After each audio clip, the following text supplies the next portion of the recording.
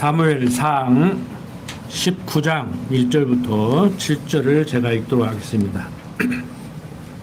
사울이 그 아들 요나단과 그 모든 신하에게 다윗을 죽이라 말하였더니 사울의 아들 요나단이 다윗을 심히 기뻐하므로 그가 다윗에게 고하여 가로되 내 부친 사울이 너를 죽이기를 꾀하시느니라. 그러므로 이제 청하노니 아침에 조심하여 은밀한 곳에 숨어 있으라.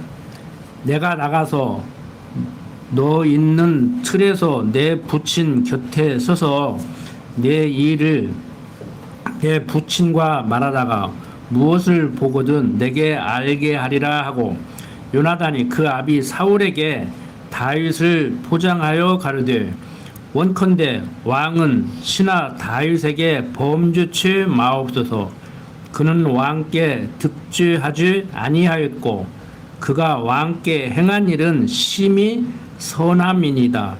그가 자기 생명을 아끼지 아니하고 블레셋 사람을 죽였고 여호와께서는 온 이스라엘을 위하여 큰 구원을 이루셨으므로 왕의 일을 보고 기뻐하셨거늘 어찌 무고히 다윗을 죽여 무죄한 피를 흘려 범죄하려 하시나이까. 사울이 요나단의 말을 듣고 맹세하되 여호와께서 사시거니와 그가 죽임을 당치 아니하리라.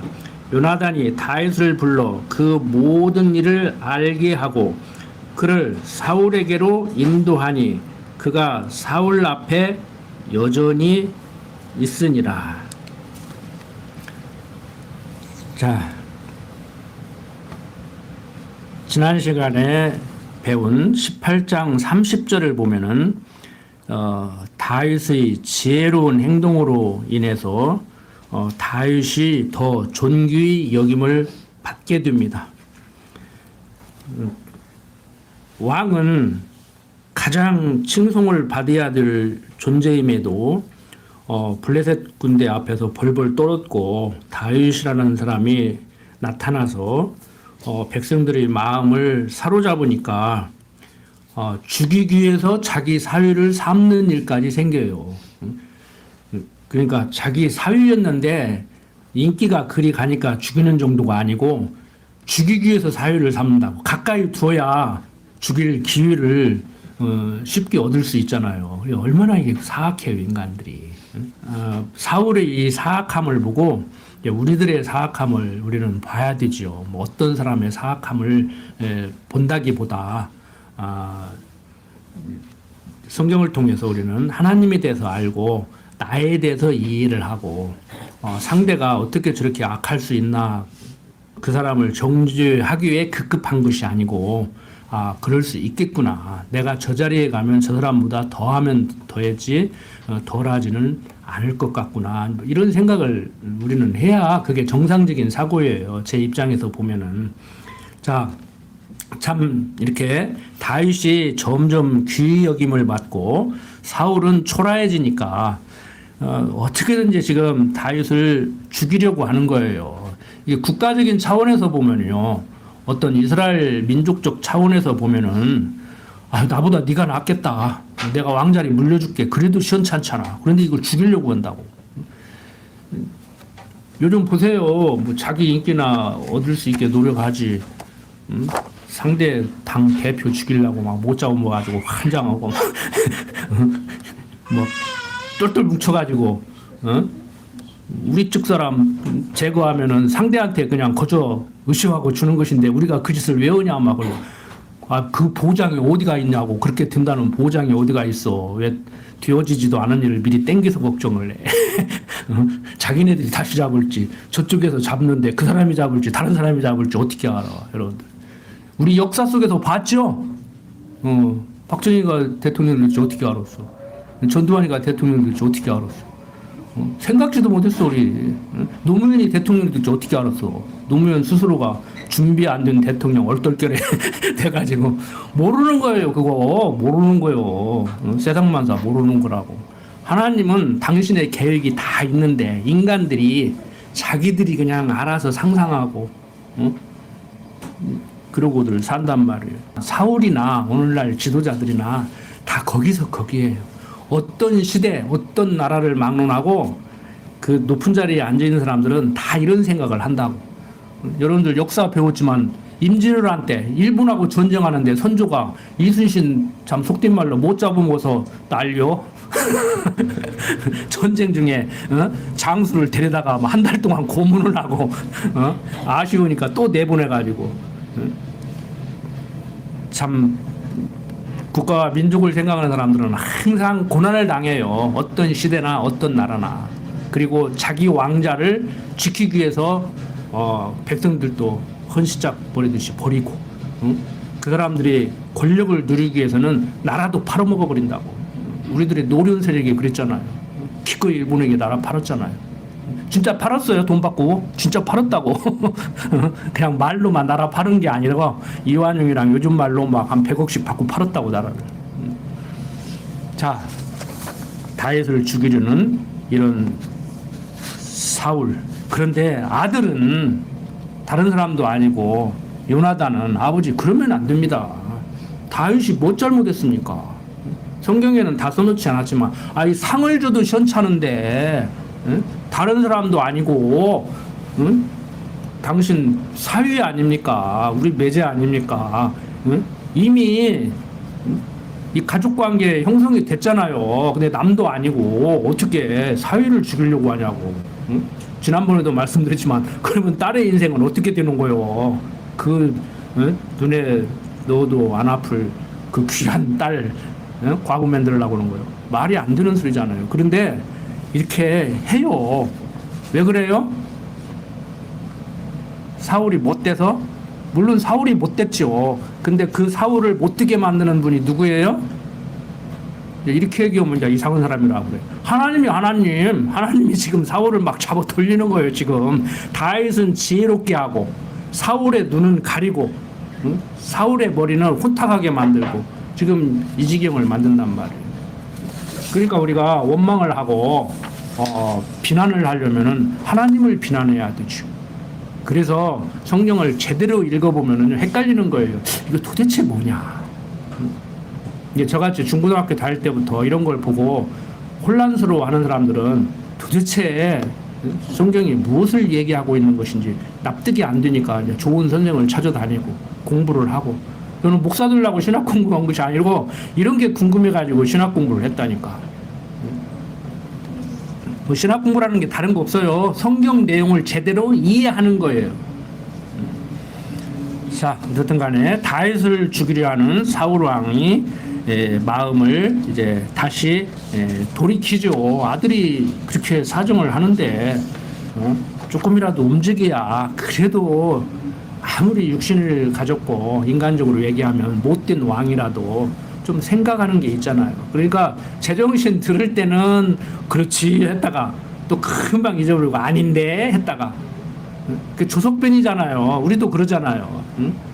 막 절기가 올라오면 막 씩씩거리다가 이건 아닌데 했다가 좀 있다가 가만히 곰곰 생각해보면 또 뽀글뽀글 올라오면 또 씩씩거렸다가 이것은 아닌데 했다가 그러고 살아요. 저부터도 그러고 산다니까. 저부터도. 저는 제 모습을 보고 제 모습을 얘기하는 거예요. 뭐 여러분들 뭐 내가 주 따라다니면서 다 본 것도 아니고. 어떤 사람은 성경 가르치니까 슉한 1시간 동안 예배 참석해서 집에 가가지고 전화하더라고. 어떻게 내 그 사정을 알고 그것을 막 꼬집어가지고 설교 시간에 때린다고. 내가 할 일 없어. 자기 인생 때리고 있게. 내 얘기한다니까. 내가 그렇게 못된 놈이더라니까. 자, 8절부터 계속 봅니다. 전쟁이 다시 있으므로 다윗이 나가서 블레셋 사람들과 싸워 그들을 크게 도륙하며 그들이 그 앞에서 도망하니라.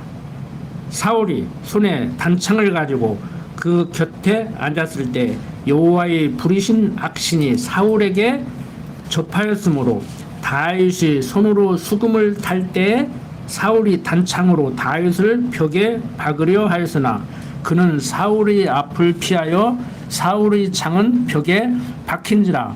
다윗이 그 밤에 도피하며 사울이 사자들을 다윗의 집에 보내어 그를 지키다가 아침에 그를 죽이게 하려 한지라. 다윗의 아내 미갈이 다윗에게 일러 가라되 당신이 이 밤에 당신의 생명을 구하지 아니하면 내일에는 죽임을 당하리라 하고 미갈이 다윗을 창에서 달아 내려오매 그가 도망하여 피하니라. 미갈이 우상을 취하여 침상에 두고 염소털로 엮은 것을 그 머리에 씌우고 의복으로 그것을 덮었더니 사울이 사자들을 보내어 다윗을 잡으려 하매 미갈이 가르되 그가 병들었느니라. 사울이 또 사자들을 보내어 다윗을 보라 하며 이르되 그를 침상째 내게로 가져오라. 내가 그를 죽이리라. 사자들이 들어가 본즉 침상에 우상이 있고 염소털로 엮은 것이 그 머리에 있었더라. 사울이 미갈에게 이르되 너는 어찌하여 이처럼 나를 속여 내 대적을 놓아 피하게 하였느냐. 미갈이 사울에게 대답하되 그가 내게 이르기를 나를 놓아 가게 하라. 어찌하여 나로 너를 죽이게 하겠느냐 하더이다 하니라. 또 이렇게 요나단에게 설득되어서 다윗을 죽이지 않으려고 했던 사울이 또 이제 마음이 바뀌어서 또 죽이려고 한단 말이에요. 그러니까 요나단하고 다윗은 뭐 의형제 맺듯이 가까워졌잖아요. 그러니까 요나단이 다윗을 보호하고 또 미갈은 또 다윗의 부인이 됐잖아요. 그러니까 자기 남편 살리기 위해서 또 도와주고. 그러니까 아버지는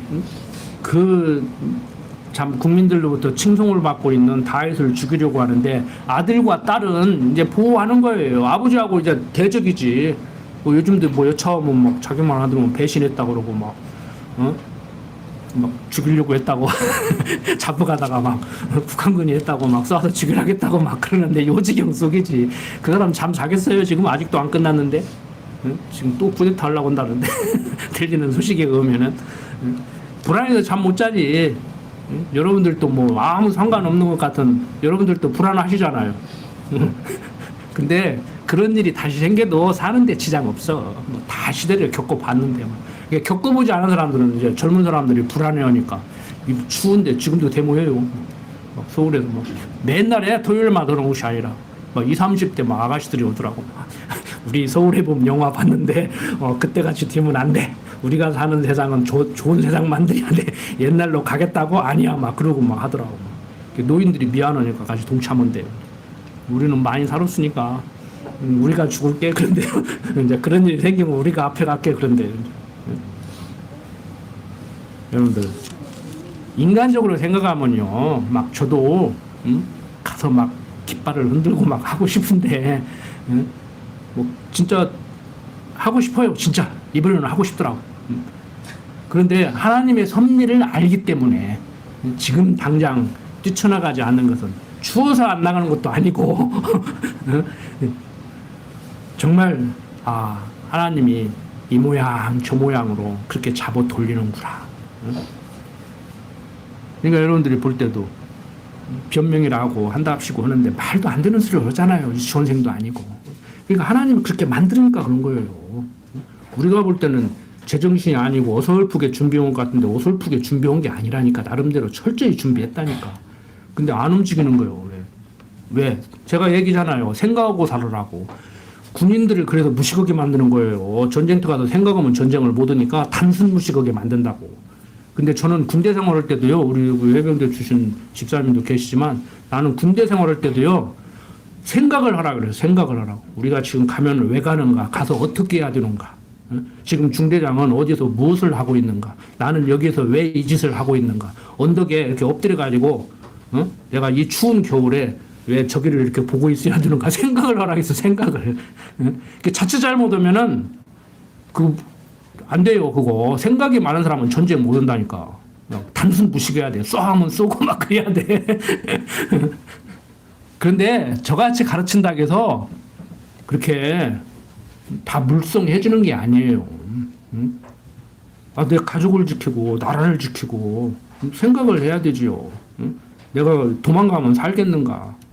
아니면 여기서 죽을 때 죽더라도 싸워야 나를 지킬 수 있고 내 가족을 지킬 수 있겠는가? 근데 단순 무식이 가르치니까 어떻게 가르치냐? 장관의 명령에 절대 복종하는 것이 국가에 충성하는 것이다. 그러니까 아무 생각 없이 움직이는 거예요. 근데 이번에 생각하잖아요. MZ세대가. 와서 하고 보니까 아니거든. 그러니까 미안합니다. 미안합니다. 그러고 가잖아. 그런 사람들 데리고 쿠데타 못해. 막 쏴 그러면 쏘야 돼. 그래서 여러분들 신앙생활도 그렇게 하셔야 된다고. 그렇게 안 하니까 그 이상한 데 가서 있는 거요. 거기 가서도 있어도 그만, 여기 가서도 있어도 그만, 그러고 앉아 있는 거요. 그건 그래도 양반이에요. 예배당에 있다가 다음날 가서 절간에 앉아 있는 사람도 있어. 항상 여러분들 가정에서고 교회에서고 직장에서고 생각을 하시라고. 지금 말씀 들으면서도 잡념을 하시지 말고 생각을 하시라고. 성경이 정말 그런가. 자, 왜 이렇게 과정적으로는 제가 생각을 하고 사시라고 이렇게 말씀을 드리지만 원리적으로는요, 그렇게 생각하기 싫어서 생각을 않는 것도 아니야. 그래서 참 말이라는 것이 하다 보면은 제가 하면서도요, 허나만한 소린가, 여러분들이 어떻게 받아들이기가 제가 그렇게 해요. 근데 보세요. 왜 생각을 사람들이 못하고 제가 과정적으로 방법적으로 생각을 하고 사시라고 하지만 그게 여러분들 것이 되면은요, 어떤 과정을 거치냐면 성령 하나님께서 여러분들로 하여금 생각을 하고 살게 만들어요. 그래서 속지 않게 만든다고. 그러니까 앞뒤 다 자르고 인간적인 얘기로 생각 좀 하시라고 그런 거예요. 근데 이제 원리적으로 여러분들이 배우셨기 때문에 내가 뭐 그렇게 생각하고 싶어서 하는가? 나도 하나님이 잡아 돌리니까 그러지? 그리고 이제 육신을 가진 우리들의 입장에서 제가 말씀을 드렸는데 저는 방법을 얘기했는데 원리적인 것 갖다 들이대는 거예요, 이제. 그러면 나도 이 말대로 생각을 하고 싶지만 하나님이 그렇게 생각을 않게 하니까 내가 이 모양이 됐다. 틀린 말은 아니에요. 틀린 말은 아니에요. 그래서 이게 가르치는 것이 그래서 어려운 거예요. 제가 지금 가르치는 어려움, 듣는 어려움을 지금 얘기를 하고 있는 거예요. 이게 그냥 쉽게 들리고 쉽게 말하고 쉽게 생각할 문제가 아니고, 야, 성경이 참 복잡하구나. 왜? 우리가 생각하는 내가 무엇을 어떻게 하면 되고 안 되면 되게 하고 3, 3번 7.8기 불가능은 없다. 안 되면 되게 하라. 이렇게 배웠는데 세상 살아보니까 그게 아니잖아요. 그 원리를 이해를 하시라는 거예요. 그래서 저는 어디다가 줄을 쳤냐면요, 19장 9절에다가 줄을 쳐놨어요. 사울이 손에 단창을 가지고 그 집에 앉았을 때 여호와의 부르신 악신이 사울에게 접하였으므로. 그러니까 여기는 어떻게 지금 번역을 해놨느냐면은 여호와의 부르신 악신이 사울에게 접하였으므로. 그러니까 하나님이 사단을 보내서 사울을 지금 잡아 돌리고 있다, 이렇게 번역을 해놨는데, 직역을 하면은요, 히브리어 성경을 직역하면은 하나님의 신이 사울을 악하게 만들었다. 그러니까 하나님이 직접적으로 사울의 마음을 악하게 만든 거예요. 그런데 이제 이 성경을 번역하는 사람들이 이제 어거스틴의 영향을 받아서 그러는데, 이제 사단과 천사가 이렇게 대립을 하는 관계. 그래서 우리는 이제 어떻게 설명을 해요? 그것을 하나님은 사단과 대립하는 관계가 아니고 하나님이 천사를 통해서 좋은 일을 하게 하시고 하나님이 사단을 통해서 악한 일을 하게 하신다. 이렇게 신학적으로 정리를 한 것이 이제 개혁주의란 말이에요. 칼빈주의란 말이에요. 그러다가 보니까 번역도 이렇게 해놓은 거야. 근데 이제 직접적으로 직역을 하면은 외국어는 이게 번역에 문제가 있잖아요. 그런데 여기는 여호와의 부리신 악신이 사울에게 접하였다. 그런데 여호와께서 사울의 마음을 격동시켰다. 악한 생각을 하게 만들었다. 이런 의미예요. 그러니까 중간에 사단을 끼워 넣어도 되고 안 넣어도 돼. 그걸 크게 문제 삼지 마요. 무슨 얘기인지 아시겠죠? 그러니까 왜 사단을 여기다 끼워 넣느냐면은 번역자가 옛날에는 하나님이 인간의 마음을 악하게 하는 것이 아니고 우리가 사단의 올무에 걸려서 악한 생각을 하는 거다.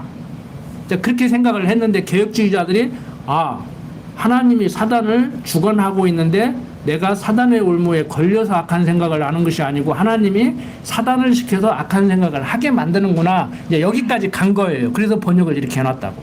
근데 우리는 이제 더 하나님의 섭리를 성경 전체를 통해서 이해하다가 보니까 이 번역도 정확한 번역은 아니구나. 그래서 하나님이 사단의 마음을 격동시켰다. 악한 생각을 하게 한다. 그러니까 여러분들도 그렇게 생각을 하셔야 한다고. 하나님이 악한 생각을 하게 하면 악한 생각을 해가지고 엉뚱한 짓을 하게 하는 것이고, 하나님이 선한 생각을 하게 하면 선한 생각을 해서 선하게 사는 것이고, 이렇게 되는 것이죠. 원리적으로. 그러니까 나는 그렇게 생각하고 싶어서 그렇게 생각하는가, 하나님이 잡아 돌리니까 그러지, 이렇게 변명하시지 말고, 아, 내가 또 지금 사단의 올무에 걸렸구나. 하나님이 나를 지금 악한 생각을 하게 하니까 내가 그랬구나. 야, 정말 내가 내 능력과 노력으로 악한 생각을 할 수도 있고 안 할 수도 있는 것이 아니고, 하나님이 나를 이렇게 인도하셔야 그게 가능하겠구나. 그리고 하나님께 전적 의지하는. 그러니까 우리 기도가 어떻게 돼야 되겠어요? 맨날 주짓고 와서 회개하고 주짓고 와서 회개하는 것이 아니고, 그것도 좋지만 주여 나로 하여금 하나님의 뜻을 분별하고 선한 생각을 하고 살게 그렇게 나를 인도해 주시옵소서. 그렇게 희망합니다. 근데 때에 따라서는 이제 그건 네 생각이고 내가 너 한번 잡아 돌려야겠다. 그러면 잡아 돌리는 거예요. 그래서 우리는 자기를 변명하기 위해서 그 말을 갖다가 유용하는 것이 아니고, 야, 정말 하나님이 나를 주관하는데 잠시 잠깐이라도 하나님이 나를 엉뚱한 짓 하게 하면 엉뚱한 짓을 할 수밖에 없구나. 주여, 나는 주의 것입니다. 나는 주의 손에 붙들려서 합니다. 이쪽으로 가야 이게 정상이라는 거예요. 그래서 제가 이렇게 뭐 생각을 한다고 해서 여러분들이 그렇게 생각을 하실는지는 모르지만, 그러니까 하나님과 나의 관계가 바로 정리가 되면 하나님이 어떠한 분심을 알게 되면은 내가 어떤 존재인가를 알게 되잖아요. 그래서 내가 어떤 존재인가를 알면은 세상 말로 주제 파악이 제대로 되잖아요. 주제 파악이 제대로 되면은 큰 문제 안 생겨요. 주제 파악이 안 되니까 문제가 생기는 거예요. 주제 파악을 제대로 하는 사람은 문제를 안 일으킨다니까. 가정에서고 사회에서고 직장에서고 주제 파악이 안 되고 시건방 떨고 엉뚱한 짓 하려고 하니까 그러는 거예요. 그게 망상장애라는 거예요. 정신과 가면 의사가 지금 어떤 양반이 그러고 있잖아. 허황된 생각하고 있잖아요 지금. 자, 인간적으로 볼 때 하나님께서는 사울을 잡아 돌려서 이렇게 악한 생각을 하게 하는데, 그 아들 요나단과 딸 미갈은 이제 하나님께서 또 선한 마음을 주셔서 아버지 사울이 다윗을 죽이려고 할 때 어떻게든지 살게 하려고 이렇게 피신을 시키죠. 그러니까 딸이 자기 남편 피신시킨 것은 당연한데, 어떻게 보면은 죽이고 싶은데 딸이 피신시켜가지고 못 죽이니까 쫓아와가지고 막 딸한테 또 해댄단 말이에요. 그러니까 딸이 내가 피신시켰어. 어쩔 것이오. 딸이지만 자기 남편 살리기 위해서 피신시켰다는데 뭐 딸 죽일 거예요, 살릴 거예요. 자, 계속해서 봅니다. 그런데 17절 보면은 이제 미갈이 변명을 하는데 뭐라고 그래요? 사울이 미갈에게 이르되 너는 어찌하여 이처럼 나를 속여 내 대적을 놓아 피하게 하였느냐? 미갈이 사울에게 대답하되 그가 내게 이르기를 나를 놓아 가게 하라. 어찌하여 나로 너를 죽이게 하겠느냐 하더이다. 이게 무슨 소리예요?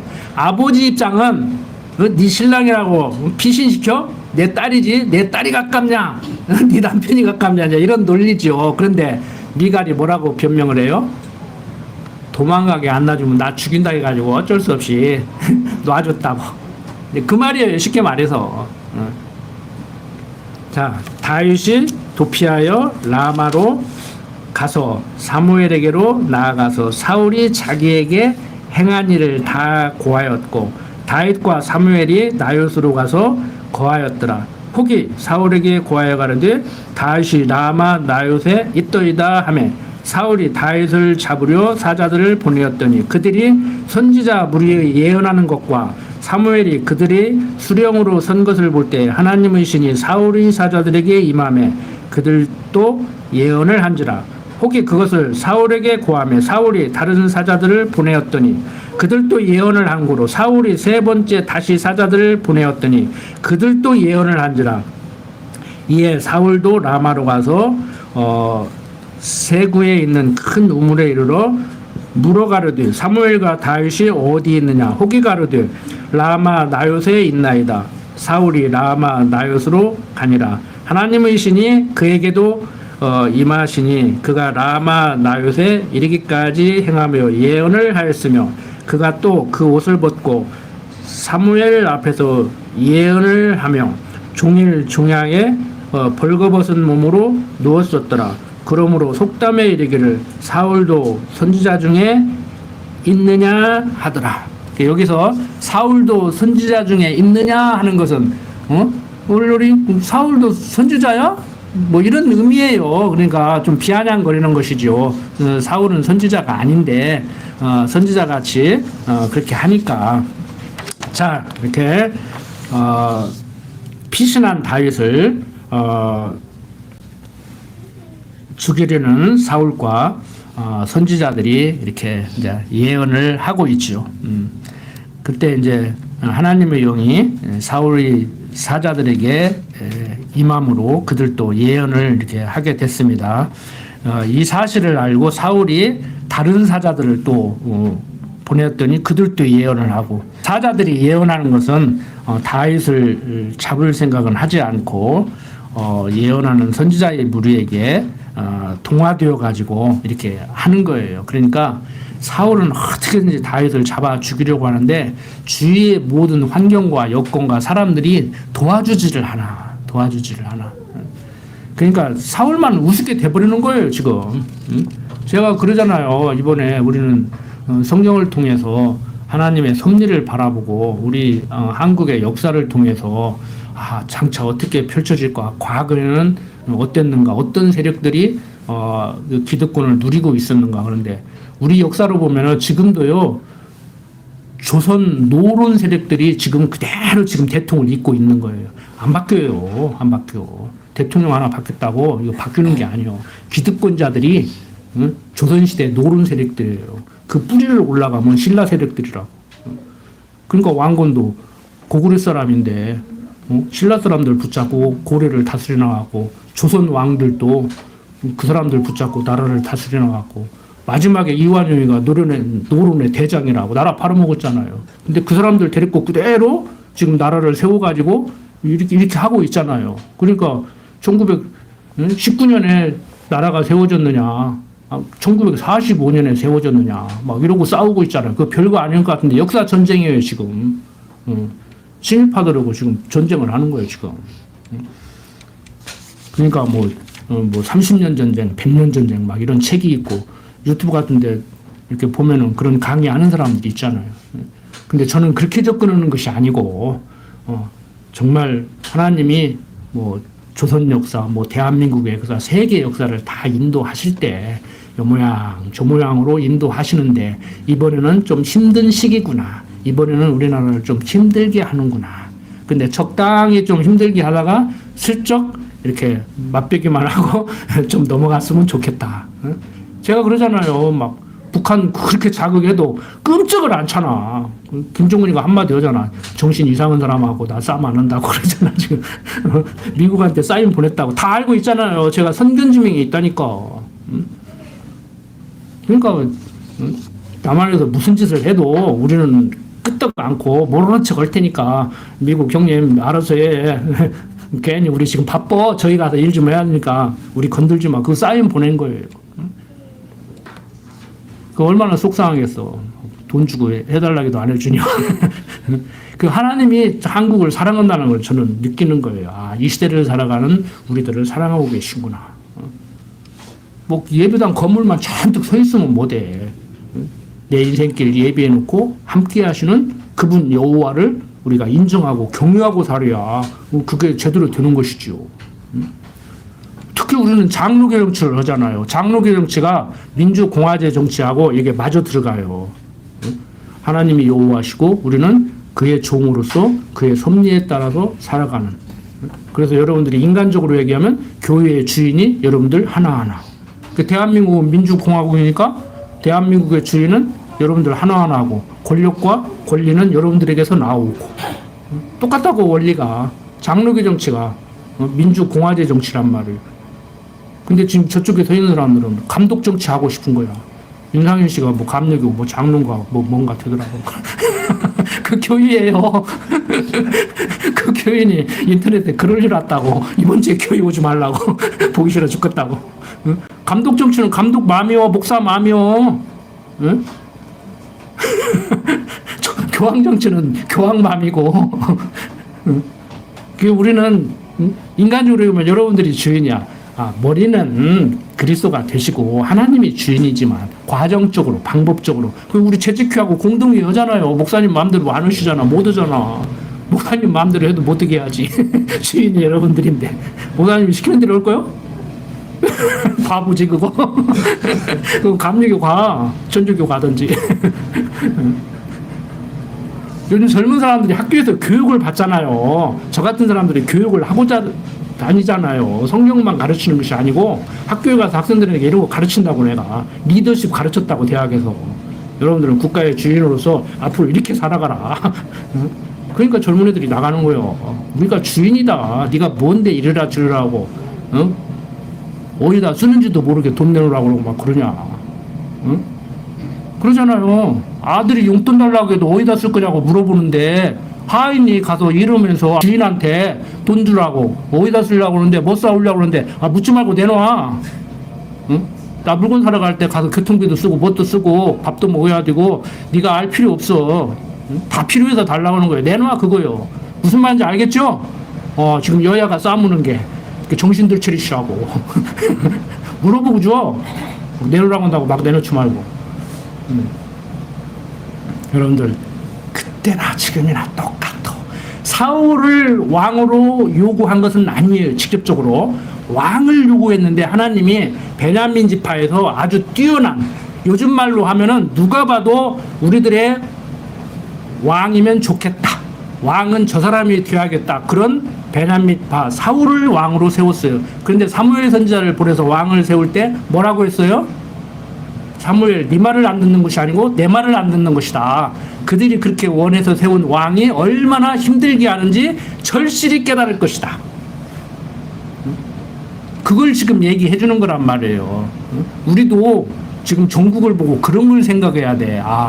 대통령이 우리를 목에 살린다고 한 것 같이, 지가 목에 살릴 것 같이, 나를 대통령 만들어줘야 국가가 잘 될 것 같이, 국민 경제를 책임질 것 같이 말했는데 성경대로구나. 하기는 뭘 해? 어떻게 할 거요? 미국에서 금리 조정 오면 한국 경제가 흔들흔들 하는데 우리 마음대로 못해요. 세상 경제학으로 봐도 우리 마음대로 못해. 그런데 우리는 하나님을 알잖아요. 미국 금리는 주들 마음대로 결정해? 하나님이 다 잡아 돌리는 거예요. 이렇게 얘기하니까 뜬구름 잡는 소리 한다고 하는데 뜬구름 잡는 소리 아니에요. 정말 내 인생 하나님이 예비해놓고 함께 하시면서 인도하시는 거 인정합니까? 그럼 여러분들 자녀들 대학 지도도 그렇게 하고 장래도 그렇게 지도하시라고. 너 죽고 나 죽고 하지 말고 막 허구만한 여자 두고 왜 저런 사람 연예인감으로 데려왔냐고, 왜 사익감으로 데려왔냐고, 허구만한 대학 두고 왜 그 대학 그 과를 가냐고 오냐고 막 너 죽고 나 죽고 하자고 하지 말고 그러냐, 그렇구나, 너는 무엇을 하고 싶느냐 그렇게 그냥 물어보고 방향 제시하고 그렇게 사시면 돼요. 근데 이렇게 얘기해도 어떤 분들은요 시큰 듣고 가서 또 엉뚱한 짓 하더라고.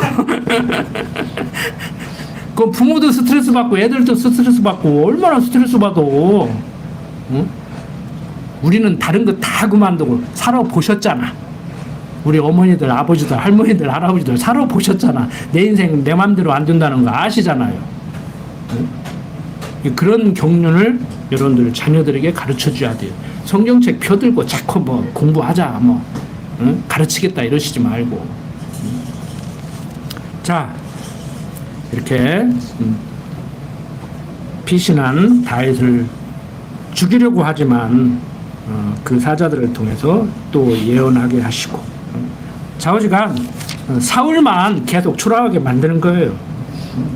자, 20장 봅니다. 다윗이 라마 나윗에서 도망하여 와서 요나단에게 이르되 내가 무엇을 하였으며 내 죄악이 무엇이며 내 부친 앞에서 나의 죄가 무엇이고 하는데 그가 내 생명을 쳤느뇨.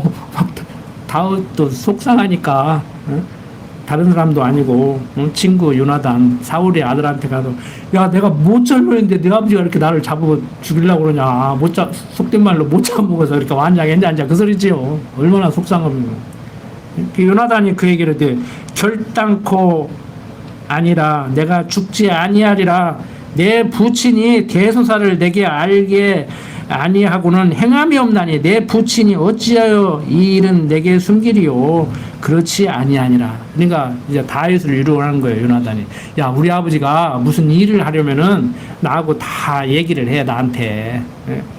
걱정하지 마. 나 몰래 일 저지르지 않을 거야. 그러니까 무슨 얘기예요? 내가 다 알고 있으니까 아버지가 무엇을 하는지 알고 있으니까 너 죽이려고 하면 내가 도와서 안 죽게 만들게. 걱정하지 마 그 소리. 너무 불안해하지 마 그 소리. 그러니까 하나님이 다윗을 지키시지만 누구를 통해서 지켜요? 지금 과정적으로 요나단과 미가를 통해서 직접적으로 이 부분에서만큼은 지금 지키는 거예요.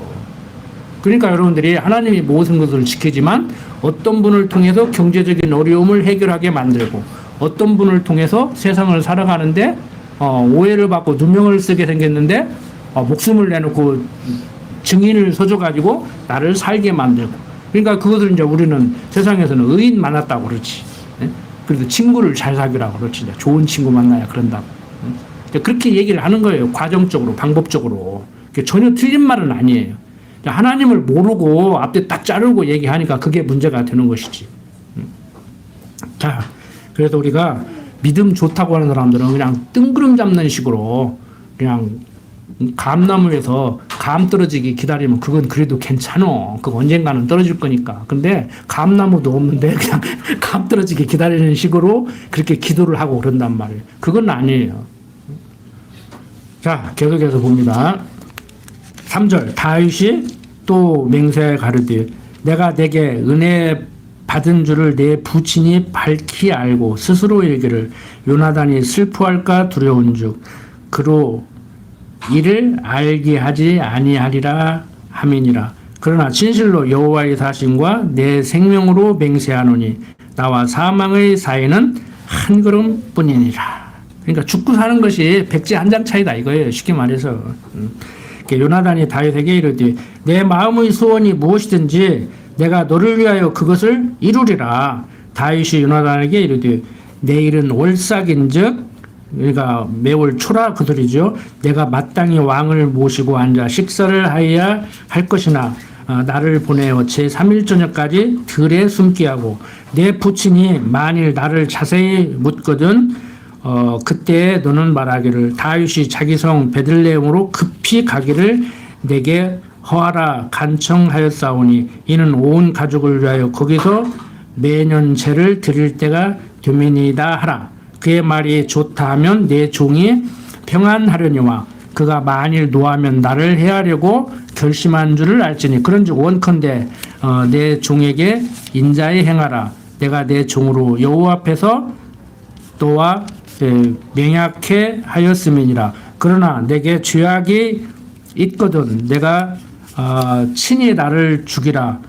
나를 내 부친에게로 데려갈 것이 무엇이뇨. 요나단이 가르되 이 일이 결코 내게 있지 아니하리라. 내 부친이 너를 해하려 결심한즉 알면 내가 내게 이르지 아니하겠느냐. 다윗이 요나단에게 이르되 내 부친이 혹 엄하게 내게 대답하면 누가 그것을 내게 고하겠느냐. 요나단이 다윗에게 이르되 오라 우리가 들로 가자 하고 두 사람이 들로 가니라. 쉽게 말하면 요약하면은 내가 그렇게 죽을 만한 짓을 했으면은 내 아버지로 하여금 나 죽이게 하지 말고 네가 그냥 나 죽이라 이거예요. 쉽게 말해서. 그러니까 무슨 얘기예요? 나 잘못했는데 내 아버지가 나 죽이려고 하니까 나 좀 보호해주라. 말 안 해도 지금 보호하고 있잖아요. 지금 아버지 다윗이 뭔 잘못을 했다고 그렇게 죽이려고 합니까? 그러면 안 돼요 하고 계속 말리고 있다고 지금. 딸은 피신시켰고 피신시켜놓고 네가 어떻게 네 신랑이라고 피신시켜 내 적인데 그러니까 아이고 피신 안 시키면 나 죽이고 도망가겠다는데 내가 살해하잖아. 그래도 놔줬어. 그러고 거짓말하고 지금 이런 환경이란 말이에요 지금. 자 12절부터 계속 봅니다. 요나단이 다윗에게 이르되 이스라엘 하나님 여호와께서 증거하시거니와 내가 내일이나 모레 이맘때 내 부친을 살펴서 너 다윗에게 대한 의향이 선하면 내가 보내어 내게 알게 하지 않겠느냐. 그러나 만일 내 부친이 너를 해하려 하거늘 내가 이 일을 내게 알게 하여 너를 보내어 평안히 가게 하지 아니하면 여호와께서 나 요나단에게 벌을 내리시고 또 내리시기를 원하노라. 여호와께서 내 부친과 함께 하신 것 같이 너와 함께 하시기를 원하노니 너는 나의 사는 날 동안에 여호와의 인자를 내게 베풀어서 나로 죽지 않게 할 뿐 아니라 여호와께서 너 다윗의 대적들을 지면에서 다 끊어버리신 때에도 너는 내 인자를 내 집에서 영영히 끊어버리지 말라 하고 이에 요나단이 다윗의 집과 언약하기를 여호와께서는 다윗의 대적들을 치실지어다 하니라. 그러니까 하나님께서 지금 보호하는 다윗이지만 과정적으로 요나단을 통해서 또 이렇게 보호하고 계심을 볼 수가 있는 거예요. 다른 사람도 아니고 아버지 사울이 왕인데 그 아들 지금 요나단이 인간적으로 아버지 배신하고 있는 거예요. 지금 아버지가 잘하고 못하고를 떠나서 배신하고 있는 거예요. 17절 요나단이 다윗을 사랑함으로 그로 다시 맹세케 하였으니 이는 자기 생명을 사랑함 같이 그를 사랑함이었더라. 이렇게 좋은 친구가 어디가 있어요? 정말 자기 목숨 사랑하는 것 같이 사랑하는 그러한 친구가 있다고 하면 참 대단하죠. 세상 친구도 무시 못해요. 그런 친구 있으면 참 좋지요. 그래서 디오게네스라는 그러한 유명한 철학자는 낮에 등불을 이렇게 들고 다녔다고 하잖아요. 그래서 사람들이 저게 지금 정신이 좀 이상한가 하고 너 왜 대낮에 등불 달고 다니냐 그러니까 친구 같은 친구 하나 찾아보려고 그런다고. 세상이 어두워가지고 그런 친구를 못 찾겠다고. 그 의미 있는 얘기예요. 여러분들. 여러분들은 친구 있습니까? 전 세상 친구는 그렇게 없어요. 그런데 성경이 말하는 친구는 있어요. 가장 좋은 친구 누구예요? 내가 친구 삼기 전에 다가와서 당신이 나에게 가장 좋은 친구래. 그리고 내가 당신에게 가장 좋은 친구래. 그리스로 오신 예수님이 그 말 하잖아요. 그러면 됐지. 뭐 고등학교 동창 없으면 어떠고 중학교 동창 없으면 어때? 저는 세상적으로 만나는 친구요. 한 3명? 군사놈은 그래도 전화라도 한번 아는 친구 한 2명. 뭐 중학교 친구는 없는 것 같아요. 고등학교 친구 하나 있다가 떨어져 버렸어요. 대통령이 오겠다고 그냥 나를 원수 취급하더라고. 그 대학교 친구는 근데 여기 송탄절 날 올 거예요. 해병대 의리로 뭐 군대 동기로 친해진 거 아니에요. 믿는 것과 아는 것이 하나 되다가 보니까. 그래서 나도 여기 가겠다. 기꺼이 가겠다. 인간적으로 보면은 동기들 중에서 멋으로 봐도 나보다 더 자존심 세고 그런 친구인데 나한테 성경을 배운다는 얘기는 세상적으로 보면은 내가 선생님이고 제자잖아요. 그 세상적으로는 그런 관계 형성할 수가 없어요. 그런데도 믿는 것과 아는 것이 하나 되어 동반자, 동역자의 길로 가는 거예요.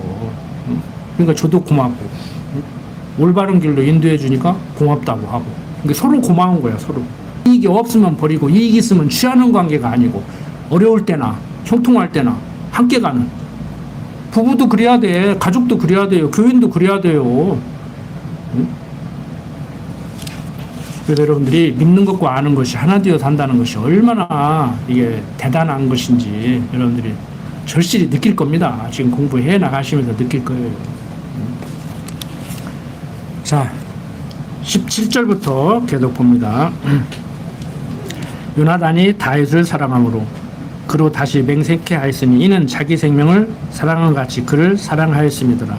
요나단이 다윗에게 이르되 내일은 월삭인즉 내 자리가 빔으로 내가 없음을 자세히 물으실 것이라.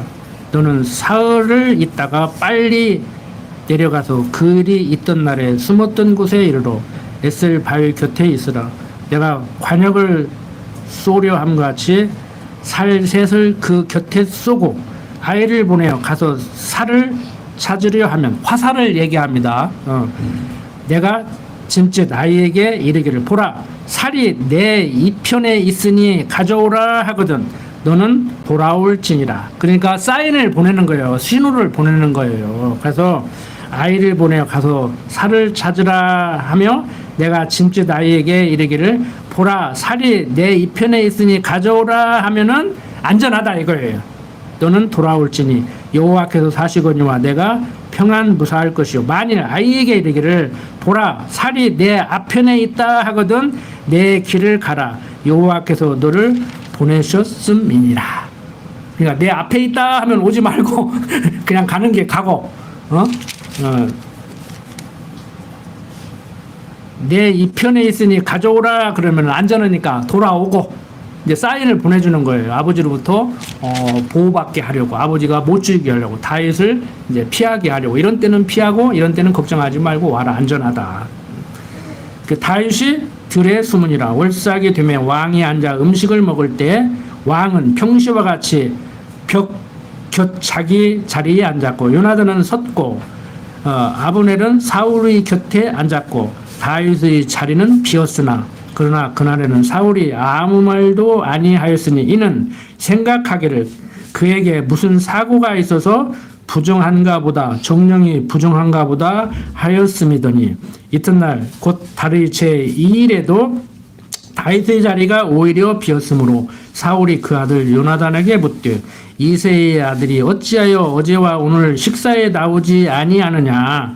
요나단이 사울에게 대답하되 다윗이 내게 베들레헴으로 가기를 간청하여 가로되 청컨대 나로 가게 하라. 우리 가족이 그 성에서 제사할 일이 있으므로 나의 형이 내게 오기를 명하였으니 내가 내게 사랑을 받거든 나로 가서 그 형들을 보게 하라 하였으므로 그가 왕의 식사 자리에 오지 아니하였나이다. 사울이 요나단에게 노를 바라고 그에게 이르되 패역 부도의 계집의 소생아 내가 이새의 아들을 택한 것이 내 수치와 내 어미의 벌거벗은 수치됨을 내가 어찌 알지 못하랴. 이새의 아들이 땅에 사는 동안은 너와 내 나라가 든든히 서지 못하리라. 그런즉 이제 보내어 그를 내게로 끌어오라. 그는 죽여야 할지니라. 인간적으로 보면은요 아버지 사울이 요나단한테 야 이 바보 천치야 그 다 제거해야지. 나 죽고 너 왕 되면 너는 좋을 것 같냐? 왜 이렇게 어리석은 생각을 해? 그 여기다 그렇게 써놓지는 않았지만 꼭 제 어머니 닮아가지고 그 소리에 쉽게 말해서 저는 이렇게 읽었다고. 막 그러니까 자기 부인도 저주잖아요. 저거 자식이라고 낳았다고. 괜히 요나단이 볼 때는 참 환장을 노르셔. 아버지라는 사람이 왕으로 추대받으니까 겨우 한다는 짓이 그냥 무궁 훈장을 줘도 시원찮고 자기 사위까지 삼았으면서 못 죽여가지고 그냥 안달이 났으니 요절 복통을 노르셔요. 아버지지만 정말 지가 아버지 죽일 수도 없고 안 죽일 수도 없고 그러니까 막 다윗만 보호하는 것이지. 인간적인 갈등이 얼마나 심했겠습니까? 성경에 간단히 써놨지만 여러분들이 요나단이라면 어떻게 하실까요? 지금 대통령 밑에 있는 사람들도 그럴 거예요. 안 하면 항명으로 쳐부른다 그러지. 하면은 뭐 10년, 20년 후에라도 나중에 막 또 쳐부른다고 올 것이고 역사에 남을 것이고 이러도 못하고 저러도 못하고 그러니까 그냥 대령이나 달고 눈물 찔찔 흘리면서 추운데 기자회견하면서 내가 항명을 안 하려고 하기는 했는데 막 내가 혼자 책임지겠다고 내 부하들 살려달라고 울고 아이고 얼마나 참 비참해요. 이게. 저는 현실을 보면서 성경을 보면서 아유 이 성경을 뭐 어떻게 현실적으로 이렇게 똑같냐. 내가 그 자리에 있다고 하면 나는 어떻게 할 건가. 여러분들 어떻게 하실 거예요? 결단 내려야 돼요. 제가 그랬잖아요. 언젠가도 무엇을 어떻게 할 건가 결단을 내려야 된다고. 적극 친일을 할 건가 만주로 도망가서 독립을 할 건가 아니면 적당히 그냥 가늘게 길게 살 건가 결단을 해야 된다고 그랬잖아요. 그건 자기 가치관에 따라 하는 거예요. 이렇게 살아야 된다 저렇게 살아야 된다가 아니고 그래서 가치관이 중요하다는 거예요. 우리는 성경적 기독교 가치관 성경적 올바른 신관 그 다음에 인생관 역사관 그 세계관이 정립이 돼야 내가 이때는 어떻게 행동할 건가, 어떻게 결정을 할 건가, 어떻게 움직일 건가, 이게 나오죠. 가정에서도 마찬가지입니다. 그 여러분들 자녀들도요, 그렇게 가르쳐야 돼요. 여기서는 내가 어떻게 말을 할 건가, 어떻게 처신을 할 건가, 어떻게 행동을 할 건가. 잘못하면 죽어요. 죽는다고. 31절 이새의 아들이 땅에 사는 동안은 너와 내 나라가 든든히 서지 못하리라. 그런즉 이제 보내어 그를 내게로 끌어오라. 그는 죽어야 할 자니라. 요나단이 그 부친 사울에게 대답하여 가로되 그가 죽을 일이 무엇이니까, 무엇을 행하였나이까. 사울이 요나단에게 탄창을 던져 치려한지라. 요나단이 그 부친이 다윗을 죽이기로 결심한 줄 알고 심히 노하여 식사 자리에서 떠나고 달의 제2일에는 먹지 아니하였으니 이는 그 부친이 다윗을 욕되게 하였으므로 다윗을 위하여 슬퍼함이었더라. 하고 싶은 거 키워 이거 하는 사람들 이거 못 말려요. 어떻게 말려? 막 의지의 한국이냐? 응? 지금 대통령 뭐 사법고시를 뭐 9번 재수해갖고 됐다고 하잖아. 그 의지의 한국인 키워 하잖아요. 막 대통령 돼가지고 막 하고 싶은 대로 못하니까 확 엎어버려가지고 막 하려고 하잖아. 그거 못 말려. 어떤 시험씨는 아들 며느리 막 키워 막 이혼시켜야 식성이 풀리는 사람이 있대야. 막 이혼시켜야 끝난대야. 아들 며느리 행복을 빌어줘도 괜찮은데 왜 그렇게 사냐고. 여러분들은 그런 시험은 오지 마요. 정말 이 무서워요. 그런 사람들 좀 고집을 꺾기도 하고 안 되면은 좀 돌아갈 줄도 알고 부인이나 자식이 조언을 해주면 들을 줄도 알아야지. 자식이 지금 다윗 편다고 생각하니까 막 야 다윗을 죽여버리려고 하는 거예요. 성질 나가지고 내 자식 맞아? 그러고 덤벼드는 거예요. 육신적으로는 그렇게 생각할 수 있어요. 저도 순간적으로 그럴 때가 있어요. 옳고 그르고를 떠나서 내 자식이 내 편들여야 될 거 아니오. 내 마누라가 내 편들여야 할 거 아니오. 네? 그런데 다윗을 자꾸 감싸고 들어오니까 막 아버지가 성질 나가지고 이제 막 다윗을 죽이려고 하니까 우리 아버지 하는 거 보니까 다윗 기어 죽이려고 하는구나. 놔두지를 않겠구나. 이제 다윗한테 이제 정보 취하지. 우리 아버지 하는 거 보니까 가망성이 없다. 도저히 안 된다. 다윗 죽여야 끝나요. 사울은 다윗 죽여야 끝난다니까. 인간적으로. 근데 그걸 지 맘대로 되냐고.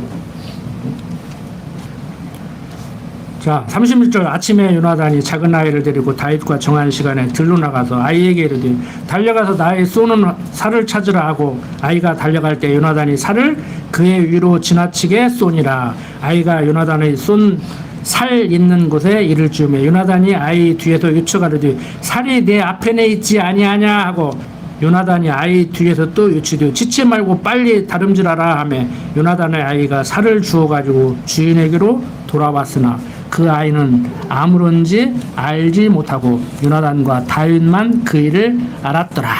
그러니까 살 주워온 애는 지금 무슨 상황인지를 모르고 요나단이 말을 하는 대로 그렇게 움직였을 뿐이에요. 그런데 이건 앞에서 봤죠. 요나단과 다윗이 사전에 약속을 했잖아요. 이러면 우리 아버지가 너 계속 죽이겠다는 것이고 이러면은 안 죽이겠다는 것이니까 돌아와라. 그러니까 우리 아버지가 너 기어 죽여야겠다고 지금 오니까 돌아오지 마. 이걸 지금 얘기를 해준 것이죠. 요나단이 그 병기를 아이에게 주며 가르되 이것을 가지고 성으로 가라. 아이가 가매 다윗이 곧 바위 남편에서 일어나서 땅에 엎드려 3번 절한 후에 피차 입맞추고 같이 울되 다윗이 더욱 심하더니 요나단이 다윗에게 이르되 평안히 가라. 우리 두 사람이 여호와의 이름으로 맹세하여 이르기를 여호와께서 영원히 나와 너 사이에 계시고 내 자손과 내 자손 사이에 계시리라 하였느니라. 다윗은 일어나 떠나고 요나단은 성으로 들어오니라. 요나단의 아버지 사울이 다윗을 끝끝내 죽이려고 해서 요나단은 다윗을 떠나보내지만 요나단과 다윗의 그 우정은 계속 유지가 되고 있습니다. 자, 제가 19장, 20장 내용을 쭉 읽어나가면서 이런저런 말씀을 드렸는데 어떻게 보면 격까지 가지고 괜히 시간 그렇다고도 볼 수 있는데 다 잊어버리셔도 이거 하나만 기억하시면 돼요. 다윗의 고난, 애매한 고난이죠. 요셉의 고난도 애매한 고난이었죠. 응? 잘못해서 고난받으면은 자기가 잘못해서 고난받으니까 뭐 괜찮지만 잘했는데 그 잘한 것 때문에 그게 시기 질투의 대상이 돼서 고난받는단 말이에요. 요즘 정치인들이 특히 기독교인들이 뭐 여차하면 뭐 감옥에 가서 나 애매한 고난받는다 그러는데 애매한 고난은 영광스러운 것이오. 그 말을 뭐 굳이 꺼내. 할 필요 없어요. 그냥 속으로 참 하나님이 나를 또 시련을 주시는구나. 하나님이 나를 사랑하시는구나.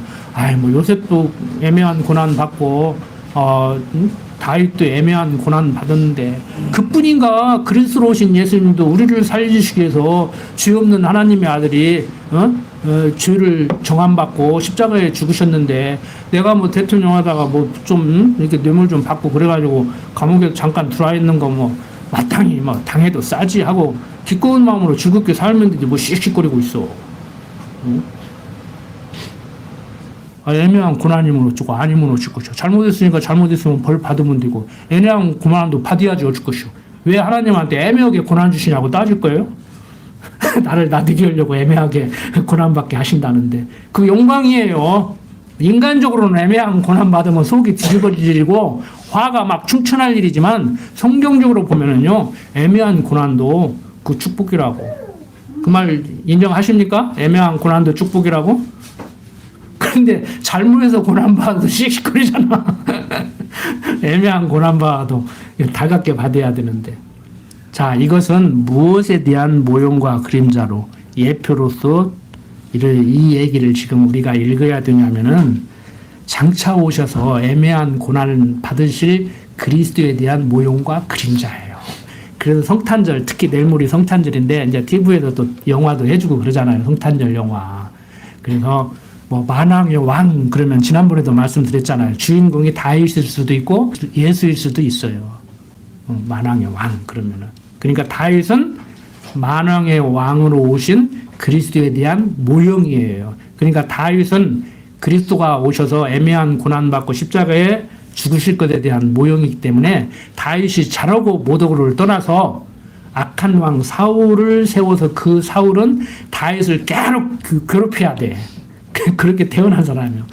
가룟 유다는 애매한 고난 받으실 그리스도를 십자가에 죽게 하시려고 팔아야 돼. 그러니까 그 제자들 다 모였을 때 그러잖아요. 여기에서 나를 팔자가 있다. 그러니까 가룟 유다가 막 제자들이 납니까 그러니까 가룟 유다한테 그래 너는 차라리 나지 않은 것이 훨씬 좋을 뻔했다. 가서 해라 그러잖아요. 가서 하라고. 근데 우리가 진짜 성경 배워가지고 어설프게 하는 사람은 가룟 유다도 뭐 하고 싶었습니까? 가서 하라고 했잖아요. 그래서 했는데 뭐가 잘못했어요? 그럼 가룟 유다가 하나님 일 했어요, 안 했어요? 그게 제 고등학교 1학년 때 고민이었어요. 하나님이 이러고 살아라 하는데 가만히 보니까 가룟 유다가 하나님 일을 했더라고. 그리고 다 알고도 가서 하라고 하더라고, 예수님이. 그래가지고 성경이 어렵더라고. 그거 내가 3년 동안 교회 안 다녔다니까. 고등학교 3년 동안 교회 안 다녔다니까. 그거 목사님이 대답을 못 해줘가지고. 여러분들 잘 가르쳐 드리니까 열심히 나와요. 여러분들 살다가 보면은 정말 누가 뭐라해도 아무리 생각하고 또 생각하고 또 생각해도 애매한 고난받을 때 있습니다. 그 인정하십시오. 어쩔 수 없어요. 기도드립시다. 아버지 하나님, 되어져가는 모든 일들 하나님의 섭리하심을 알기 때문에 우리가 잘하고 못하고를 떠나서 어떠한 고난이 닥친다고 하더라도 기꺼이 감내하고 살아갑니다. 육신이 있기 때문에, 육신이 연약하기 때문에 할 수만 있으면 육신적으로 건강하고 경제적으로도 크게 궁핍하지 않고 세상 사람들로부터도 인정받고 살아가고 싶습니다. 그렇지만 이 모양 저 모양으로 섭리하셔서 우리들로 하여금 하나님의 여호와 되심을 알고 살게 하시려는 하나님의 섭리 가운데 사람들로부터 손가락질을 받기도 하고 경제적으로 어려움을 당하기도 하고 육신적으로 질병에 시달리기도 합니다. 그때마다 말씀 생각나게 하셔서 마음의 평강만큼은 잃지 않고 살아가게 강한 팔로 붙들어 주시옵소서. 부족한 종 예수님 이름으로 기도드립니다. 아멘.